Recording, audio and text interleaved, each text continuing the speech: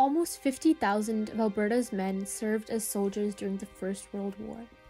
Every year on November 11th, we honor those who have served our country, but unfortunately the stories of thousands of individual soldiers are often masked by the focus on numbers. Each young soldier had their own life, much like youth today.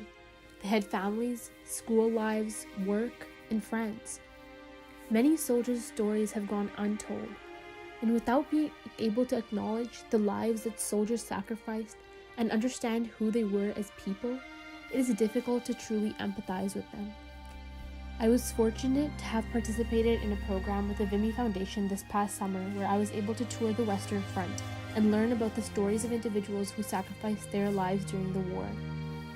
The experience opened my eyes to another side of the war that I really never understood before, the human aspect. I hope I can use these experiences to enlighten and empower other youth to learn about and honor the history. While the reality is that there remains little information about thousands of soldiers, I believe it is vital for us to try our best to honor those who served. Today, I will be sharing the story of one soldier from Edmonton who lost his life in the First World War, Private Edmund Albert McDonough. Private Edmund Albert McDonough was born on September 15, 1894, in Edmonton, Alberta, to Daniel McDonough and Emmy Mary Schuwheeler. Prior to enlisting in the Army, McDonough worked as a bricklayer. At the age of 21, on December 10, 1915, he enlisted to fight for Canada. He had previously served for 2 years with the 19th Alberta Dragoons. According to information compiled from the attestation papers in War Diary, McDonough was a Roman Catholic who saw service in Europe. He served in 31st Battalion in the Canadian Infantry B Company. McDonough was wounded during the advance in the Somme Offensive on September 15, 1916. The next year, McDonough was listed in the War Diary as wounded during the attack on Passchendaele in November. The cause of his death was not identified, but was likely due to the wounds because he died the same day on the attack, November 6, 1917.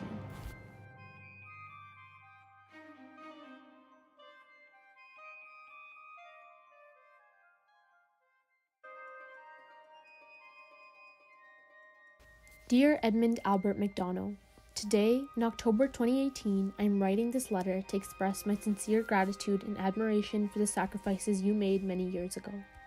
Both my parents immigrated to Canada 16 years ago from Pakistan, and conversations about the world wars are not very common in my house. I've always been intrigued by history and wanted to learn about what shaped the country I'm so lucky to call home. Being part of a program with the Vimy Foundation helped me realize that the story of each individual serves an important purpose. After hours of attempting to find a soldier that I felt a connection to for this submission, I landed upon your name. It intrigued me to see the proximity of our birthdays, which led me to learning more about your service to Canada. These past 2 years, I have been attending school on 82nd Avenue in Edmonton, Alberta.